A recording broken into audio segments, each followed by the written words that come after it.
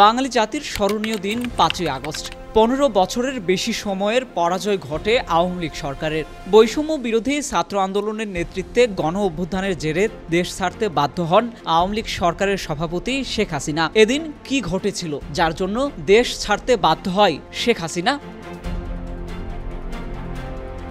বৈষম্য বিরোধী ছাত্র আন্দোলন ৫ই আগস্ট লং মার্চ টু ঢাকার কর্মসূচি ঘোষণা করেন। সরকার থেকে আসে অনির্দিষ্টকালের জন্য কারফিউ ঘোষণা।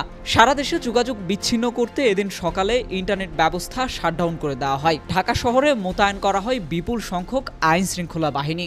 শুধু তাই নয়, ঢাকার প্রবেশমুখে চেকপোস্ট বসানো হয়, আইন শৃঙ্খলার উপস্থিতিও বাড়ানো হয়। সরকারের পদত্যাগের এক দফা দাবিতে বৈষম্য বিরোধী ছাত্র আন্দোলনের লং মার্চ টু ঢাকার কর্মসূচিতে যোগ দিতে কারফিউ ভঙ্গ করে বিভিন্ন স্থান থেকে আসা শুরু করেন ছাত্র জনতা।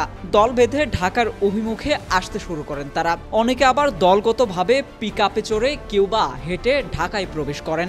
এক পর্যায়ে ঢাকার মহাসড়ক দখলে নেয় লং মার্চ টু ঢাকার উদ্যোগীরা।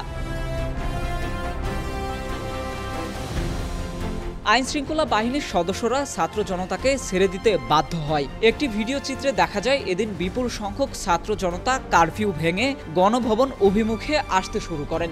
আইন শৃঙ্খলা বাহিনী তাদের বাধা দেওয়ার চেষ্টা করেন, তবে বিপুল সংখ্যক ছাত্র জনতার উদ্যমের মুখে পথ ছেড়ে দেয় আইন শৃঙ্খলা বাহিনী। ঢাকা শহরের বিভিন্ন স্থানের মানুষজনরাও রাজপথে নেমে আসে। ঢাকার সড়ক লোকে লোকারণ্য হয়ে ওঠে। এক পর্যায়ে গণভবনে ঢুকে পড়েন ছাত্র জনতা। অনেকে ঢুকেন প্রধানমন্ত্রীর কার্যালয়ে, কেউ কেউ আবার ঢুকেন জাতীয় সংসদ ভবনে।